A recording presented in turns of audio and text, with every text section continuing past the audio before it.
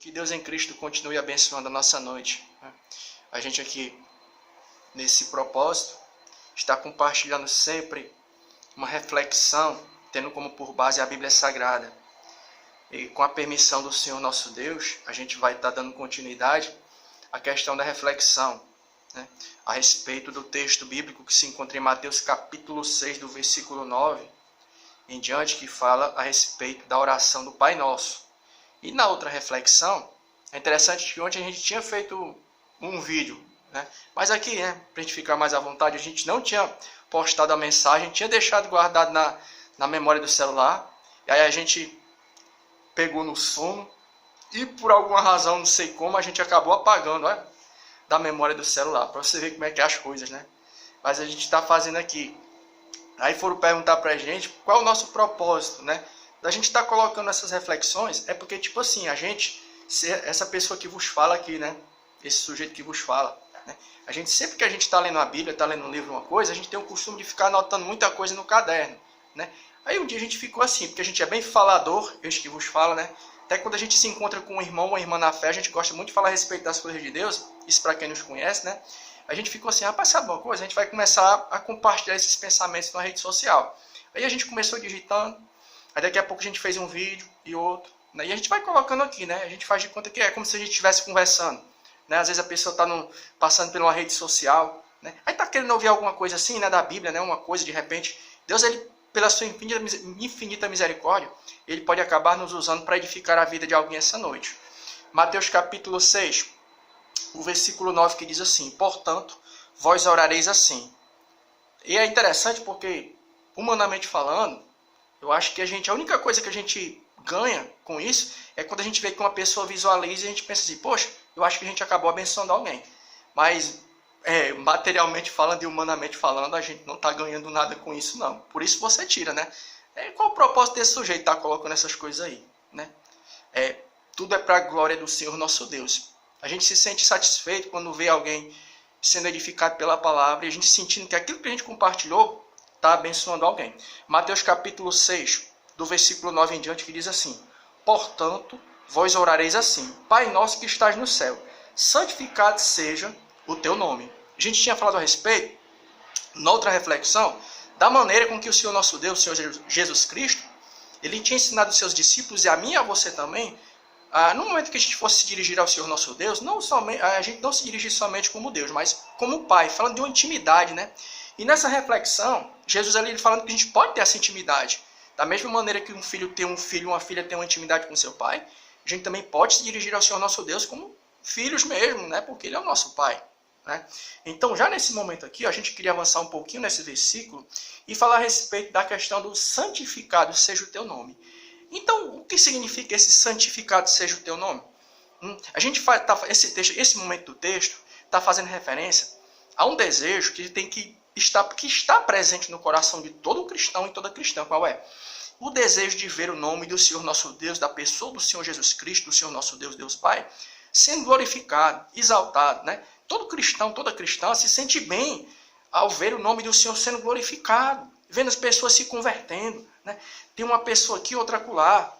Você ouve que de repente uma pessoa que está ali na mídia, ou uma pessoa que está ocupando um cargo de importância, na questão até mesmo da questão do nosso governo, questão política mesmo, você vê uma pessoa se convertendo, até porque a Bíblia diz assim, feliz a nação cujo Deus é o Senhor. Aí você vê, poxa, fulano se converteu, fulano está dando credibilidade à mensagem do Evangelho, Então todo cristão e toda cristã se sente bem quando vê o quê? O nome do Senhor sendo santificado nessa situação, E é legal que quando a gente fala desse desejo, da gente estar vendo o nome do Senhor nosso Deus sendo santificado, ele vai ter duas conotações. Primeiro, uma conotação prática para o momento e uma para o futuro. Qual é? Que primeiro, nós entendemos que nos últimos dias, pela Bíblia Sagrada, a gente vai ter uma dificuldade. Essa dificuldade sempre existiu, mas essa dificuldade vai aumentar um pouco mais nos dias que antecedem a volta de Cristo. Que dificuldade é essa?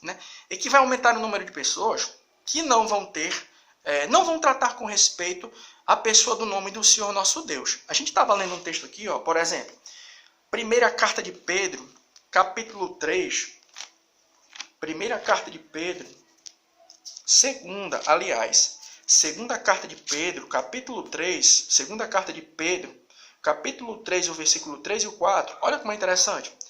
Sabendo primeiro isto, que nos últimos dias virão escarnecedores andando segundo as suas próprias concupiscências e dizendo, onde está a promessa da sua vinda? O que está falando esse texto sagrado está falando? É que nos últimos dias, a gente está falando a respeito da questão do desejo de toda cristã, de todo cristão, é ver o nome do Senhor sendo reverenciado. A Bíblia diz que nos últimos dias vai haver uma dificuldade maior no que é concernente isso. E esse texto aqui está fazendo referência a que situação? Que nos últimos dias, por exemplo, vão surgir pessoas escarnecendo do nome do Senhor nosso Deus. Né? Até esses dias aí, quem acompanha mídia social, rede social, a gente não vai fazer menção do nome não, porque até não interessa não. Né? Rolou uma polêmica muito grande a respeito de um determinado grupo aí, né, que fez uma chacota, eles fizeram ali uma situação, um especial de Natal, né, trazendo um certo desrespeito no que é concernente à questão da fé cristã. Isso abalou muitas pessoas. E algumas pessoas dizem assim, por que essas coisas estão acontecendo? Né? Isso aí é o quê? Tem um sentido escatológico. É porque nos últimos dias, realmente, a Bíblia Sagrada dá a entender que iria aumentar o número de pessoas munidas desse sentimento. Né? Esse sentimento assim do escárnio. Porque existem pessoas que às vezes escarnecem do nome do Senhor nosso Deus, não são por ignorância. Tipo, às vezes a pessoa não sabe nem o que está dizendo. E outras pessoas é movido por um sentimento de revolta voluntária mesmo. A pessoa sabe quem é Deus, sabe que a Bíblia é a palavra de Deus, mas a pessoa já tomou uma decisão. Não, tá ligado? Mas que no nosso coração, no meu e no tanto que a gente está falando aqui essa noite a você que está dando uma olhada nesse vídeo, é que essa situação não venha a apagar o fogo que está presente no nosso coração. Não quer concernente o quê? O desejo de continuar vendo o nome do Senhor sendo reverenciado. Né? Outro ponto aqui da mensagem desse texto é quando a gente avança um pouquinho e na oração vai dizer assim, ó, Pai nosso que estás no céu, santificado seja o teu nome. Venha a nós o vosso reino. Então a questão, outro desejo, primeiro o cristão e a cristã, né, que tem uma espiritualidade viva, ele vai sentir o desejo de ver o nome do Senhor sendo reverenciado. E o outro desejo qual é? É de que o reino de Deus ele se manifeste. E é legal que quando a gente fala da manifestação do reino de Deus, vai ter dois sentidos. O primeiro qual é? No momento. Né? A gente está aqui nesse momento, e qual é o desejo do nosso coração?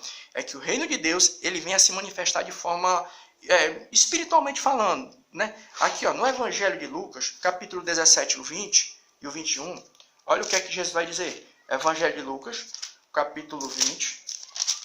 Evangelho de Lucas, capítulo 17, aliás. Evangelho de Lucas, capítulo 17, que diz assim, ó, o 20 e o 21.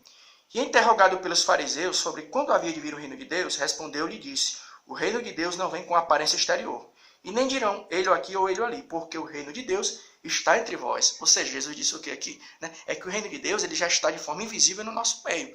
E o nosso desejo qual é? É que isso tem que estar presente no nosso coração. Essa oração assim, ó, venha a nós ao vosso reino. Ou seja, a gente tem que estar orando para que o reino de Deus ele continue avançando, né? Se manifestando, pessoas se convertendo, pessoas ouvindo a mensagem do Evangelho. Aí vai ter um sentido no momento que é esse, vai ter um sentido futuro. Qual é? É que, vamos aqui, ó, Apocalipse capítulo 1, versículo 7. Apocalipse capítulo 1, versículo 7. O reino de Deus ele vai se manifestar de duas formas. O primeiro é aqui no momento de forma invisível e no futuro de forma visível. Quando Jesus se manifestar de forma gloriosa e de maneira visível. Apocalipse capítulo 1, versículo 7. Olha aí, ó. E eis que vem com as nuvens, e todo olho o verá, até mesmo os que os transpassaram. E todas as tribos da terra se lamentarão sobre ele. Né? Então, Apocalipse capítulo 1, versículo 7. Então, a oração, venha a nós ao vosso reino, venha a nós o vosso reino, vai ter dois sentidos. Primeiro, a gente tem que entender que o reino de Deus, ele de forma visível, ele já está se manifestando e a gente tem que continuar desejando que ele venha a ganhar mais terreno, né? Alcançando mais pessoas. E vai ter um momento em que o reino de Deus ele vai se manifestar, o venha a nós ao vosso reino, vai se completar de forma completa. Quando Jesus voltar, vai ter um sentido atual, vamos usar essa expressão, e um sentido escatológico, quando o reino de Deus irá se manifestar. E é interessante que existem pessoas que não creem na literalidade da manifestação do reino de Deus. Mas nós entendemos pela palavra que o reino de Deus ele realmente irá se manifestar de forma real e literal, quando o Senhor Jesus Cristo voltar e todo olho o verá. E amém.